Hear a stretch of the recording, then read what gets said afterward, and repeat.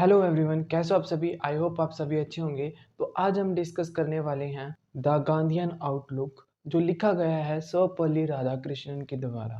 इस ऐसे में हम सर्वपल्ली राधाकृष्णन के व्यू को देखेंगे, उनके अनुसार जो गांधी जी हैं उनको उनके नज़रिए से देखेंगे इस ऐसे में। और हर एक वीडियो की तरह आपको लास्ट में एक इम्पोर्टेंट क्वेश्चन दिया जाएगा, तो उसको ज़रूर पढ़ लेना आप। अच्छा, तो एक और मैं बात कहना चाहता हूँ, हमने सारा का सारा इंग्लिश का चैप्टर वाइज सारा का सारा सिलेबस ख़त्म कर दिया है। अगर आपका कोई फ्रेंड सर्कल या ग्रुप है तो उसमें आप ये वीडियो शेयर कर सकते हो, ताकि और भी बच्चों की हेल्प हो सके। क्योंकि ये चैनल इसलिए ही खोला गया है क्योंकि मेरे को ग्रेजुएशन में एक प्रॉब्लम थी कि भाई मेरे को पढ़ाने वाला कोई अच्छा नहीं था। एक रिक्वायरमेंट की ज़रूरत होती है कि पेपर के 5-10 दिन पहले ही हम सारी चीज़ें 2 मिनट में कवर कर ले, तो वाली चीज़ यहाँ पर उपलब्ध नहीं थी। तो मैंने ये कोशिश की है छोटी-सी, आप इस कोशिश को बढ़ा सकते हो, एक शेयर करके, लाइक करके और सब्सक्राइब करके। तो इसी के साथ हम स्टार्ट करते हैं इस ऐसे को। इस ऐसे में डॉक्टर राधाकृष्ण ने महात्मा गांधी की फिलॉसफी को एनालाइज किया है और हाईलाइट किया है उनके religious universalism, commitment to non violence and ethical approach to politics. और उन्होंने बताया है कि गांधी का प्रिंसिपल है ट्रुथ का, लव का और फेयरनेस का। वो सिर्फ थियोरेटिकल नहीं है बल्कि एक्टिवली प्रैक्टिकल भी हैं। डॉक्टर राधाकृष्ण ने ये भी डिस्कस किया है कि जो गांधी का नेशनलिज्म है वो promoting peace and universal brotherhood beyond political boundaries के लिए भी एक टूल का काम करता है। ऐसे की समरी को डिटेल में पढ़ते हैं। इस ऐसे की स्टार्टिंग में राइटर ने बताया है कि जो उनका इसेंशियल नेचर है महात्मा गांधी का, वो है डीपली रिलीजियस मैन। आगे उत्तर बताते हैं कि सच्चा रिलीजियस मैन वो होता है जो इस नैरो ग्रुप लाइक नेशनल और कम्युनिटी से ऊपर उठकर अपने आप को यूनिवर्सल लॉयल्टी ऑफ ट्रुथ, और ये ट्रुथ अपने आप को डिवोट करता है और ट्रुथ यूनिवर्सल बाय नेचर होता है। और गांधी जी की एक क्वालिटी जो उनको सबसे अलग बनाती है वो है उनकी ability to practically apply of teachings of various religion। Means हर एक रिलीजन्स हमें क्या क्या सिखाता है उनको प्रैक्टिकली अप्लाई करते हैं। जैसे कई धर्म इस बात पर जोर देते हैं फियरनेस, लव, विजडम, कंपैशन, ट्रुथ और यूनिटी ऑफ ह्यूमैनिटी। और जो गांधी जी की ये यूनिक स्ट्रेंथ है कि वो इनको अपनी ज़िंदगी में जीते हैं। और साथ में डॉक्टर राधाकृष्ण जी ने ये भी पॉइंट आउट किया कि जो इन वैल्यू के बारे में कई लोग बात करते हैं, लेकिन सिर्फ गांधी जी ही हैं जो इनको सीरियसली प्रैक्टिस करते हैं अपनी लाइफ में। आगे डॉक्टर राधाकृष्ण जी कुछ रिलीजियस प्रिंसिपल का एग्जाम्पल देते हैं, जैसे हिंदूज प्रिंसिपल ऑफ अभ्यास, फियरनेसनेस, नॉन वायलेंस, विजडम, करुणा, compassion and Islamic concept one God and one family on earth. और इन प्रिंसिपल को गांधी जी ने सिर्फ समझा नहीं बल्कि उसको अपनी लाइफ में भी अप्लाई किया है। गांधी जी ने कमिटमेंट दिखाई इन प्रिंसिपल को फॉलो करने के लिए और लोगों को गाइड करने के लिए। इंडिपेंडेंस को इनवॉलेंस से कैसे प्राप्त किया जाए, और महात्मा गांधी का ग्रेटेस्ट कंट्रीब्यूशन ये है कि उन्होंने प्रूव किया है कि वर्ल्ड में इतनी सेल्फिशनेस और डिसऑनेस्टी है, फिर भी जो लोग हैं ideas of truth and love follow कर सकते हैं।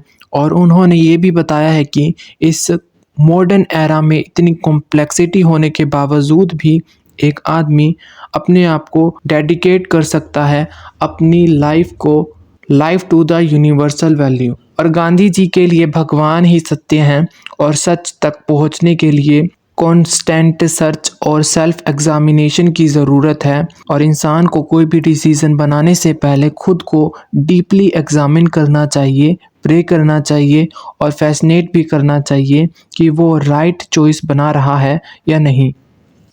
और गांधी जी का यही अप्रोच उन्हें एक रिलीजियस पर्सन बनाता है, नैरो वे में नहीं बल्कि एक यूनिवर्सल वे में। और ये गांधी जी को नेशनलिज्म नहीं बनाती बल्कि इंटरनेशनलिज्म बनाती है। डॉक्टर राधाकृष्ण जी का मानना है गांधी जी ने इंडिया की इंडिपेंडेंस के लिए इसलिए ही फाइट नहीं की क्योंकि वो एक सच्चे देशभक्त थे, बल्कि इसलिए की ताकि वो दुनिया को ये दिखाना चाहते थे कि जो नॉन वायलेंस है वो भी एक इफ़ेक्टिव वे हो सकता है टू अचीव पॉलिटिकल गोल्स। वो सिर्फ संसार को ये साबित करना चाहते थे कि वॉयलेंस के बिना भी आज़ादी मिल सकती है। उनकी नेशनलिज्म सिर्फ इंडिया को प्रमोट करने के लिए नहीं थी बल्कि एक स्टेप था। जैसे कई कंट्रीज में इंडिपेंडेंस वॉयलेंस रिवॉल्व के थॉट गेन करती थी, तो गांधी जी चाहते थे कि इंडिया को जो फ्रीडम मिले वो प्योर हो, पीसफुली मिले, ना कि एक खराब स्थिति में मिले। In short, Gandhi ji peaceful manner को मोर सुपीरियर मानते हैं वॉयलेंस मेथड से। महात्मा गांधी की फिलॉसफी यूनिवर्सलिज्म पर बेस्ड है, जिनका मानना ये है कि जो सारे लोग हैं वो सेम डिवाइन रियलिटी का पार्ट है। इनका मतलब ये था कि इंडियन जो थे वो ब्रिटिशर के साथ कॉन्फ्लिक्ट में थे, फिर भी गांधी जी का मानना था कि हमें इंग्लिश पीपल को हेट नहीं करना चाहिए, बल्कि हमें ये रिकॉल करना चाहिए both Indians and Englishmans were the children of the same God.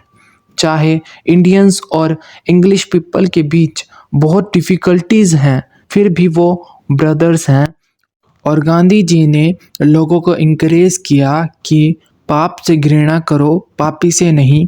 Gandhi ji का अप्रोच अंडरस्टैंडिंग वाला है। आगे उनका मानना है कि अधिकतर लोग सेम फॉलो होते हैं जो वो अपने दुश्मन में देखते हैं, और अगर हम दुश्मन की तरफ भी कंप्रेहेंसिवनेस का भाव रखेंगे तो उनका मानना है कि जो कॉन्फ्लिक्ट है वो विदाउट नेशन बहुत कम हो जाएगा या ख़त्म ही हो जाएगा। गांधी जी के व्यू एशियन स्क्रिप्ट से बिल्कुल अलग हैं, जो ये स्टेट करती है कि बहुत गुड और बहुत ईविल सेम क्रिएटर से आए हैं। जैसे एंजल एंड डेविल ओरिजिनेट हुए हैं सेम डिवाइन फोर्स से, और दोनों में से किसी को भी रिजेक्ट नहीं किया जा सकता। और गांधी का यही बिलीफ उन्हें हम्बल और एक्सेप्ट कराता है डिफरेंट पर्सपेक्टिव को, और गांधी जी का डीपली रिस्पेक्ट है अदर रिलीजन के साथ। इसलिए वो लोगों को एनकरेज करते हैं to respect and understand all religion, ताकि वो सेपरेटली अनलाइटमेंट हो सके। और यही गांधी जी की टीचिंग इंडिया के कॉन्स्टिट्यूशन को भी ग्रेट इन्फ्लुएंस करती है, जो प्रमोट करती हैं religious harmony and equally values को। राइटर का मानना है कि अगर गांधी जी और भी ज़्यादा जीते तो वो इस संसार को और भी ज़्यादा स्टेबल बना पाते। इसके बाद राइटर ने बताया है कि गांधी जी ने जोर दिया है ह्यूमैनिटी ह्यूमिलेशन पर और सेल्फ रिफ्लेक्शन पर। बुराई को कम करने के लिए हमें ये नहीं सोचना चाहिए कि हम राइट हैं और दूसरे रोंग हैं, हमें ये सोचना चाहिए कि दोनों ही इंसान हैं। उनका मानना है कि सभी देश के लोग, फिर चाहे वो इंडिया हो, रशिया हो या ब्रिटेन हो, फंडामेंटली सेम हैं, यानी कि वो इंसान हैं। बस जो उनके नेशनलिज्म प्राइड है उन्होंने उनको अंधा बना दिया है, और वो अपने गलत कामों को ही सही साबित करते हैं, फिर चाहे वो कोई भी हो, इवन इंडिया।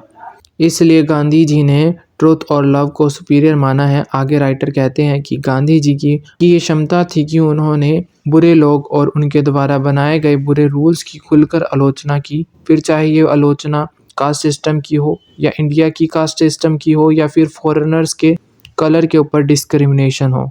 और गांधी जी का मानना था कि अगर उनकी एडवाइस को अच्छे से फॉलो किया जाए तो वर्ल्ड सेकेंड वर्ल्ड वॉर को अवॉइड कर सकता है। और गांधी जी का मानना था कि एक पीस वर्ल्ड को क्रिएट करने के लिए काफ़ी है, सभी को भाईचारे के साथ रहना चाहिए, और ये चेंज ओवरनाइट नहीं होगा, बल्कि हमें अपनी सोसाइटी को धीरे धीरे बदलना चाहिए ताकि ये संसार को हम और भी ज़्यादा बेटर प्लेस बना सकें। आई होप आप सभी को ये ऐसे समझ में आया होगा। अगर आपको ये ऐसे समझ में आता है तो लाइक करें, सब्सक्राइब करें और दोस्तों के साथ शेयर करें। हर एक वीडियो की तरह जैसा कि मैंने कहा था कि लास्ट में आपको इम्पोर्टेंट क्वेश्चन दिया जाएगा, तो स्क्रीन पर आपको इम्पोर्टेंट क्वेश्चन दिख भी रहा होगा। तो इसी के साथ नेक्स्ट वीडियो में मिलते हैं। Thank you.